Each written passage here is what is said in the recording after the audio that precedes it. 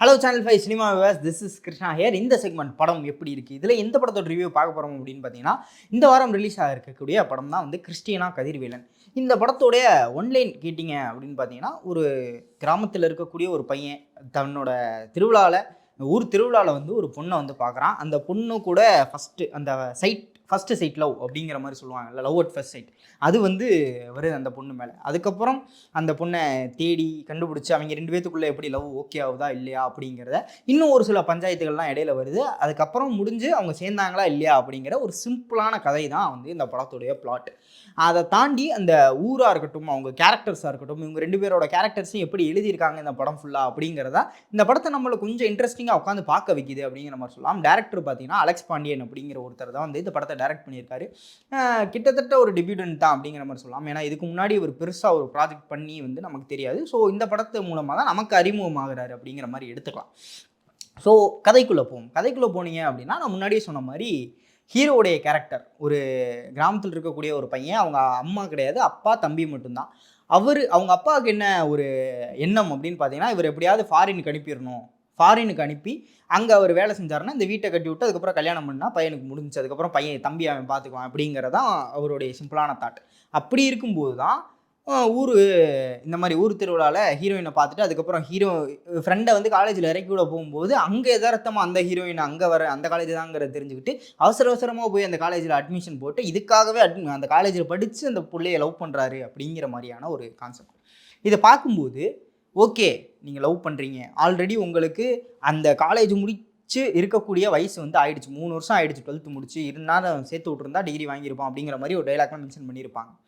இப்போது அந்த பொண்ணு அதே வருஷத்தில் தான் வந்து காலேஜ் படிக்குது அப்படிங்கிற ஒரு விஷயம்லாம் இருக்குது. இதுக்கு முன்னாடி அந்த திருவிழாலே போலீஸ் யூனிஃபார்மில் அந்த ஒரு கான்ஸ்டபிள் யூனிஃபார்மில் தான் அந்த ஹீரோயின் இருக்காங்க அப்படிங்கிற மாதிரி காட்டியிருப்பாங்க. அது ஏன் காமிச்சாங்க? ஏன் அவங்க வந்து கான்ஸ்டபிள் யூனிஃபார்மில் வந்திருக்காங்க? அவங்க கான்ஸ்டபிள் இருந்துட்டு கரஸில் இது படிக்கிறாங்களா, அப்படி படிக்க முடியுமா அப்படிங்கிற மாதிரி ஒரு சில கேள்விகள்லாம் படத்தோட ஸ்டார்டிங்லேருந்தே நமக்கு வந்துடுது. ஓகே, இவர் போய் சேர்ந்து படிக்கிறார். இந்த மாதிரி அந்த வருஷம் வந்து முடிஞ்சு இது கும்பகோணத்தில் நடக்குது இந்த கதை முழுக்க அப்படிங்கிறத வந்து ஒரு சில இடங்களில் வந்து காட்டியிருக்காங்க. ஊர் பேரும் அப்படிங்கிறதும் ஒரு சில டைலாக்ஸ் மூலமாக இது கும்பகோணம் தான், அந்த சரௌண்டிங் தான் அப்படிங்கிற மாதிரியான விஷயங்கள்லாம் சொல்லிடுறாங்க. இன்னொன்று, எந்த இயரில் வந்து இது நடக்குது, எந்த டைம் பீரியடில் இது நடக்குது அப்படிங்கிறத வந்து எங்கேயுமே மென்ஷன் பண்ணல. ஏன்னா எல்லாருமே வந்து பட்டன் டைப் செல் தான் வந்து யூஸ் பண்ணுறாங்க. யார்கிட்டையுமே டச்சோ இல்லை, ஒரு பேசிக் மாடல் டச் ஃபோன் கூட இல்லை. பெருசாக அதாவது ஊர் பெரியவங்க இவங்க வந்து ஒரு ஜாதி வெறி பிடிச்ச ஒரு அரசியல்வாதி அப்படிங்கிற மாதிரிலாம் ஒருத்தர் காட்டுறாங்க. அவர்கிட்டையும் சரி எல்லோரும் பட்டன் டைப் ஃபோன் தான் வந்து வச்சுருக்காங்க. ஸோ இது அந்த டைம் பீரியடில் நடக்குது அப்படிங்கிற மாதிரி டீஸ் பண்ணுறாங்க அப்படிங்கிற மாதிரி எடுத்துக்கிட்டாலும், இன்னும் ஒரு சில ஷார்ட்ஸில் வந்து கார்கள் இல்லை வெளியே இருக்கக்கூடிய கடைகள் இதெல்லாம் காட்டும்போது கொஞ்சம் இப்போ இருக்கிற இடம் அப்படிங்கிற மாதிரியான அந்த டிஃப்ரென்ஷியேட் மட்டும் தெரியுது. ஸோ எந்த டைம் பீரியடுங்கிறத அவங்க சொல்லவும் இல்லை. அதை அதே அளவுக்கு என்ன சொல்கிறது, கான்சென்ட்ரேட் பண்ணி எல்லா ஃப்ரேம்லேயும் அதே டைம் இருக்க மாதிரியான ஒரு வேலையும் வந்து அவங்க பார்க்கல. ஒரு சில இடங்களில் தெரிய வந்துடுது அப்படிங்கிற மாதிரி நமக்கு கேள்வியும் வருது. இது எப்போ நடக்குது, எந்த காலேஜில் போய் இப்படி சேர்த்துக்கணும்ப்பா அப்படின்னு சொன்னால் உடனே சேர்த்துக்கிறாங்க அப்படிங்கிற மாதிரியான ஒரு விஷயம்லாம் வருது. இதை தாண்டி படத்தில் இடையில ஒரு இடத்துல என்னன்னு பார்த்தீங்கன்னா, ஒரு ரிஜிஸ்டர் மேரேஜ் வந்து பண்ணி வைக்கணும். யாருக்கு, ஹீரோவுக்கும் ஹீரோயினுக்குமானா கிடையாது. ஹீரோவோட ஃப்ரெண்டு வந்து ஒரு ஜாதி வெறி பிடிச்ச ஒரு தலைவன், அவரோட தங்கச்சி வந்து லவ் பண்ணிகிட்டு இருப்பாப்ல. அவங்க 2 பேத்துக்கு ரிஜிஸ்டர் மேரேஜ் பண்ணணும். இதுக்கு சாட்சி கையெழுத்தா ஹீரோவும் ஹீரோயினும் வந்து சாட்சி கையெழுத்து போடுறாங்க. ஓகே, அது வரையும் வந்து இவர் ஸ்டாக் பண்ணிக்கிட்டு தான் இருக்கார் ஹீரோயினை. அவங்க வந்து லவ் சொன்ன மாதிரியோ இல்லை இவரும் லவ் சொன்ன மாதிரியோ 2 பேர் லவ் பண்ணுற மாதிரியோலாம் எங்கேயும் காமிக்கப்படலை. ஹீரோயினும் வலுக்கட்டாயத்தின் பேரில் தான் அந்த சாட்சி கையெழுத்து போடுறதுக்கு ஒத்துக்கிறாங்க. ஹீரோ வந்து ஒத்துக்கிறாரு. ஓகே, அந்த சாட்சி கையெழுத்து போடுறதுக்கு அவங்க 2 பேரும் இழுத்துட்டு போய் கல்யாணம் பண்ணிக்கிட்டாங்க. அந்த ஹீரோவோட ஃப்ரெண்டும் அந்த ஜாதி வெறி இருக்கக்கூடிய அந்த அரசியல்வாதியோட தங்கச்சி, இவங்க 2 பேரும் போய் கல்யாணம் பண்ணிக்கிட்டாங்க. ராமேஸ்வரத்தில் இருக்காங்க.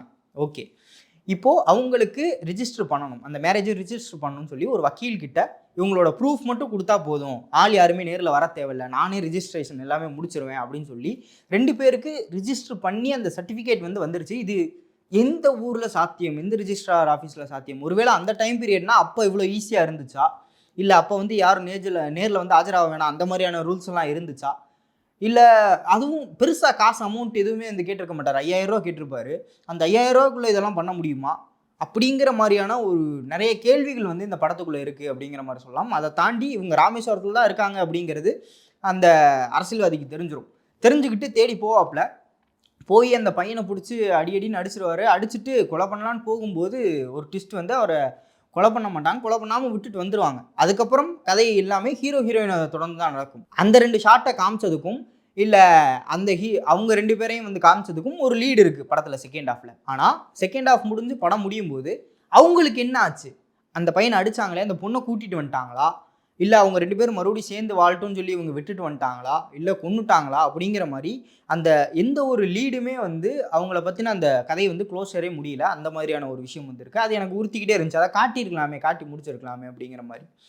அதை தாண்டி இவங்க 2 பேரோட கேரக்டர்ஸ் இருக்காங்க தெரியுமா, ஹீரோ ஹீரோயின், இவங்க 2 பேரோட கேரக்டர்ஸ். இதில் ஹீரோ கேரக்டருக்கு வந்து கொஞ்சம் நிறைய இம்பார்ட்டன்ஸ் வந்து கொடுத்துருக்காங்க. இவங்க இந்த மாதிரி தான், இவர் வந்து லவ் பண்ணுறாரு, அவ்வளோ லவ் பண்ணுறாரு அந்த பொண்ணை, அந்த பொண்ணுக்காக என்ன வேணால் செய்யலாம் அப்படிங்கிற மாதிரியான அளவுக்கு லவ் பண்ணுறாங்க அப்படின்னா. ஹீரோயினுக்கு அந்த கடைசி செகண்ட் ஹாஃபுக்கு மேலே அதுவும் ஹீரோவுக்கு ஒரு இழப்பு, பயங்கரமான ஒரு இழப்பு அப்படிங்கிறது தெரிஞ்சிட்டதுக்கு அப்புறம் தான் ஒரு சிம்பத்தி வருது. ஆனால் அந்த சிம்பத்தி எங்கே லவ்வாக மாறுது அப்படிங்கிற ஒரு விஷயம் வந்து கடைசி வரைக்குமே நமக்கு ஒரு சின்ன நெருடல் இருந்துக்கிட்டே இருக்குது. இவன் ஹீரோ லவ் பண்ணிகிட்டு இருந்தாப்புல, சரி அவங்க அந்த பிள்ளை போய் இவனை லவ் பண்ணுச்சு அப்படிங்கிற மாதிரியான ஒரு கேள்வி நமக்கு படம் முழுக்க இருந்துக்கிட்டு இருக்கு. அதுக்கு ஒரு சில சீன்ஸ் வந்து எக்ஸ்ட்ரா காட்டியிருந்தாங்க அப்படின்னா, இல்லை ஹீரோயினுக்கும் வந்து ஹீரோ மேலே ஒரு இஷ்டம் இருக்குது அப்படிங்கிறத இன்னும் நல்லா தெளிவாக காட்டியிருந்தாங்க அப்படின்னா, ஒரு சில சின்ன சின்ன ஹிண்ட்டு கொடுத்துருக்காங்கங்க. அடிக்கடி ஹீரோயின் வந்து ஹீரோவை திரும்பி பார்க்குற மாதிரி இந்த மாதிரியான ஒரு சின்ன சின்ன ஹிண்ட் மட்டும் கொடுத்துருக்காங்க. ஆனால் அதை மட்டும் வச்சு ஹீரோயினுக்கும் இன்ட்ரெஸ்ட் இருக்குது அப்படிங்கிறது வந்து எடுத்துக்க முடியல. யாராவது ஃபாலோ பண்ணிக்கிட்டு இருக்காங்க அப்படின்னா பேசிக்காக எல்லோரும் திரும்பி பார்க்க தான் செய்வாங்க. அந்த மாதிரியான ஒரு பார்வையாக தான் எனக்கு தெரிஞ்சதே தவிர அவங்களுக்கும் இன்ட்ரெஸ்ட் இருக்குது அப்படிங்கிற மாதிரி இது அதை நிரூபிக்கிற மாதிரியான ஷாட்டுகள் எதுவுமே வந்து இங்கே வைக்கப்படலை.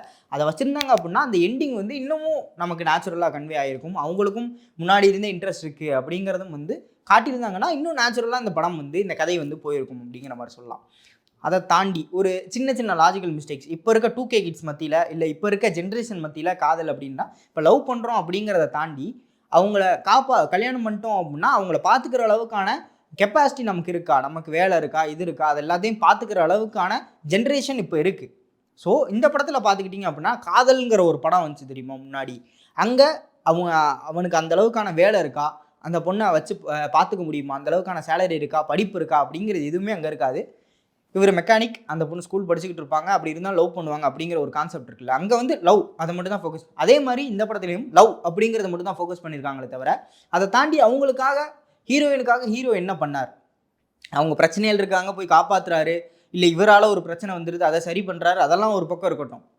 நீங்கள் என்ன உங்களை என்ன மேம்படுத்திக்கிட்டீங்க ஹீரோயினுக்காக? அதில் ஒரு பொண்ணு கூட ஹீரோயினோட ஃப்ரெண்டு கூட ஒரு சீனில் சொல்லுவாங்க, நீ உருப்படியாக ஃபாரின் போகிற வழியை பாரு, அப்போ தான் எங்கள் அப்பா உனக்கு பொண்ணு கொடுப்பாங்க அப்படிங்கிற மாதிரி அவங்க ஃபண்ணுக்காக ஒரு டைலாக் சொல்லுவாங்கன்னு வைங்களேன். ஆனால் அதுதான் உண்மை, அதுதான் யதார்த்தம் இங்கே இல்லையா? இவர் ஒரு நல்ல வேலையில் இருக்கார், நல்லா சம்பாதிக்கிறாரு இருக்கிற ஒரு ஆளை தான் யாராக இருந்தாலும் லவ் பண்ணவும் தோணும், இல்லை வந்து அவங்களுக்காக நம்ம பண்ணுறோம் அப்படிங்கிற மாதிரி தோணும். அந்த வகையில் ஹீரோவுடைய கேரக்டருக்கான அந்த எஃபர்ட் அப்படிங்கிறது ஒன்று இருக்குல்ல, அது என்ன அப்படின்னு சொல்லி அப்படிங்கிற கேள்வி வந்து இந்த ஜென்ரேஷன் குரூப் ஆஃப் பீப்புள், இந்த யங்ஸ்டர்ஸ் மத்தியில் வந்து கண்டிப்பாக வரும். அதை பார்த்தீங்க அப்படின்னா என்னடா இப்படி ஒரு காதல் வந்து சாத்தியமா, இப்படி ஒன்று நடக்குமா அப்படிங்கிற மாதிரி. சரி லவ் பண்ணுறீங்க, கல்யாணம் பண்ணிட்டு அப்புறம் என்ன பண்ணுவீங்க, வேலைக்கு என்ன, இவர் என்ன வேலை பார்க்குறாரு, இப்போ தான் படிச்சுட்டு இருக்காரு, அந்த டிகிரி முடிச்சிட்டாரா அப்படிங்கிற மாதிரியான ஒரு கேள்விகள்லாம் இப்போ இருக்க யங்ஸ்டர்ஸ், இப்போ இருக்க ஜென்ரேஷனுக்கு கண்டிப்பாக வரும் இந்த படம் பார்க்கும்போது அப்படிங்கிறத நான் இங்கே சொல்லிக்கிறேன். ஏன்னா எனக்கு கண்டிப்பாக வந்துச்சு. அதை தாண்டி இந்த படம் முழுக்க அந்த காதல் அப்படிங்கிறது தான் பேசுறது. மியூசிக் சொல்லணும்னு ஆசைப்பட்டேன்.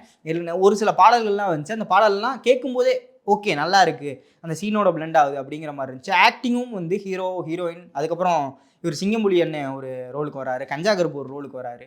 கஞ்சா கருப்பு ரோல் மட்டும் கடைசியாக டப்பிங்கில் வந்து கொஞ்சம் டைலாக்ஸ்லாம் மாற்றிருப்பாங்களோ அப்படிங்கிற மாதிரி இருக்குது. லிப்ஸிங்க் வந்து அந்த கேரக்டருக்கு மட்டும் இல்லை, மற்ற எல்லா கேரக்டரும் சூப்பராக இருந்துச்சு, அந்த கேரக்டருக்கு மட்டும் மிஸ் ஆச்சு, அதை கொஞ்சம் பார்த்துருக்கலாம் அப்படிங்கிற மாதிரி தோணுச்சு. அது மட்டும் மிஸ் ஆகிறனால லிப்ஸிங் மிஸ் ஆகிறது பிரச்சனை இல்லை, ஒரு சில கேரக்டர்ஸ் ஒரு சில டைலாக்ஸ் வந்து நம்ம இங்கே மாற்றிக்கலாம். ஆனாலும் ரொம்ப ஆடாக தெரிஞ்சது அந்த கேரக்டர் அப்படிங்கிறனால அந்த கேரக்டரோட ஒட்ட முடியல. ஸோ அந்த விஷயம் மட்டும் கொஞ்சம் சரி பண்ணியிருக்கலாம். மற்றபடி எல்லா கேரக்டர்ஸுமே நடித்த விதமும் சரி, அவங்க அந்த கேரக்டர்ஸை எழுதின விதமும் சரி சூப்பராக இருந்துச்சு. டேரக்டர் என்ன கதையை சொல்லணும் அப்படிங்கிறத ட்ரை பண்ணியிருக்காரோ அது ரொம்ப சூப்பராக சொல்லியிருக்காரு. முழுக்க அதை லவ் ஃபோக்கஸ்டாக, ஹீரோ எந்த விதமான சாக்ரிஃபைஸும் பண்ணுறதுக்கு ரெடியாக இருக்கான் ஹீரோயினுக்காக, அந்தளவுக்கு லவ் பண்ணுறான் அப்படிங்கிற விஷயம்லாம் காட்டியிருக்காங்க. ஆனால் ஹீரோயினுக்காக இவன் தன்னை எப்படி மேம்படுத்திக்கிறான் அப்படிங்கிற ஒரு விஷயம் மட்டும்தான் அங்கே மிஸ்ஸிங் அப்படிங்கிற மாதிரி சொல்கிறேன். மற்றபடி ஒரு முழுக்க நான் முன்னாடி சொன்னேன் இல்லையா, காதல் அந்த டைம் பீரியட் அப்போது இருக்கக்கூடிய ஒரு கதை இது அப்படிங்கிற மாதிரி தான் சொல்லணும். அப்போ வந்துருந்துச்சு அப்படின்னா பயங்கரமான ஒரு ஹிட் ஆகக்கூடிய ஒரு கதை அப்படிங்கிற மாதிரி சொல்லலாம். ஏன்னா அந்த ஜென்ரேஷன் ஆஃப் ஆடியன்ஸுக்கு இந்த கதை ரொம்ப சூப்பராக இருக்கும், பயங்கரமாக ரிலேட் பண்ணிப்பாங்க, முழுக்க உட்காந்து பார்ப்பாங்க. அந்த மாதிரியான ஒரு கதை தான் இந்த கிறிஸ்டினா கதிர்வேலன் அப்படிங்கிற ஒரு படம். இன்னொன்றும் இந்த ரிவ்யூ முழுக்க இது என்னுடைய இந்த படத்தை பற்றின ஒப்பீனியன் தான். எல்லாருக்குமே தனித்தனியான ஒப்பீனியன் இருக்கும். நீங்கள் தேட்டரில் போய் இந்த படத்தை செக் பண்ணி பார்த்துட்டு உங்களுக்கு அப்படி தோணுச்சா இல்லையா அப்படிங்கிறத நீங்கள் கமெண்ட்டில் பண்ணுங்கள், நானும் பார்த்து தெரிஞ்சுக்கிறேன்.